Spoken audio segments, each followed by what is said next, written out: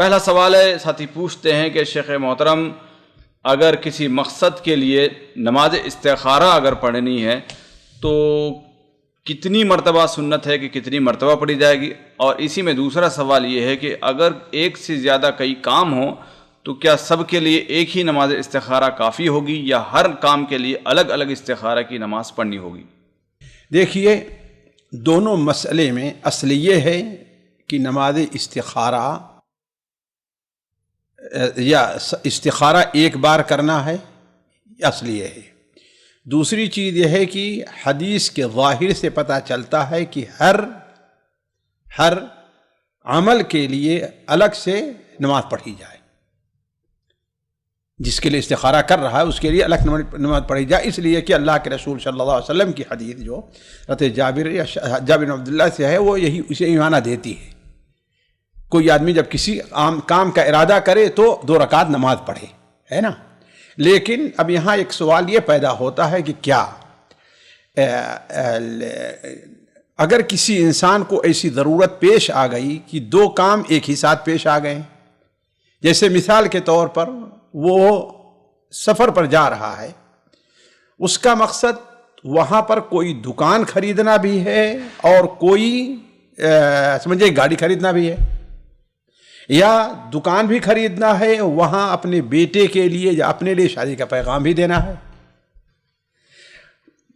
یہ سفر بھی کرنا چاہتا ہے، کرے یا نہ کرے، اس لیے کہ بعض حالات ہیں کہ سفر نہ کرے، اور کیا ہے وہاں جا کر کوئی چیز خریدنا بھی چاہتا ہے، ایسے حالات پیش آ جاتے ہیں۔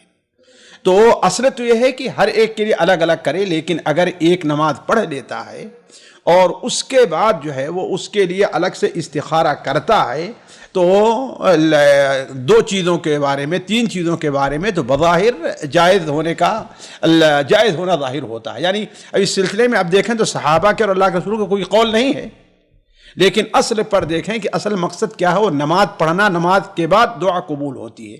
تو ایک ہی ساتھ انسان کئی چیزوں کی دعا کر سکتا ہے، 2 چیزوں کی دعا کر سکتا ہے۔ اب نماز پڑھ لیا اس نے، اس کے بعد دعا قبول ہو رہی ہے اور اس کا مقصد یہ ہے کہ ہاں بھائی ہمیں 2 یہ کام کرنا ہے اس سفر میں، دونوں کے لیے ہے، تو دونوں اگر استخارہ کرنا چاہے تو علماء نے، جیسے متاخرین میں شیخ ابن جبرین ہیں، عبداللہ بن جبرین، انہوں نے اس کی اجازت دی ہے اور ممانعت کی کوئی دلیل نہیں ہے۔ تو اصل یہ ہے کہ الگ الگ کیا جائے، لیکن ایسی کوئی صورتحال پیش آ جائے تو اس کا مطلب کہ 2 کو ایک ساتھ ملایا جا سکتا ہے، یہ چیز ہے۔ دوسرے مسئلے کے بارے میں، ایک سے زائد بار استخارہ کرنا یہ بھی جائز ہو سکتا ہے، بلکہ جائز ہے۔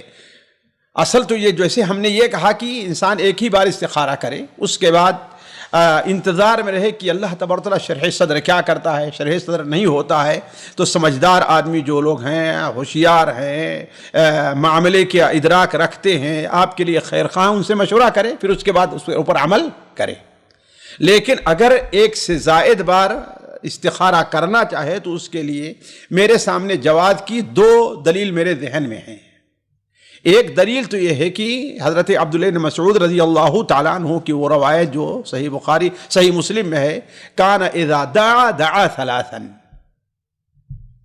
واذا سأل سأل 3۔ آپ صلی اللہ علیہ وسلم دعا کرتے تو 3 بار دعا کرتے، ہے کہ نہیں ہے؟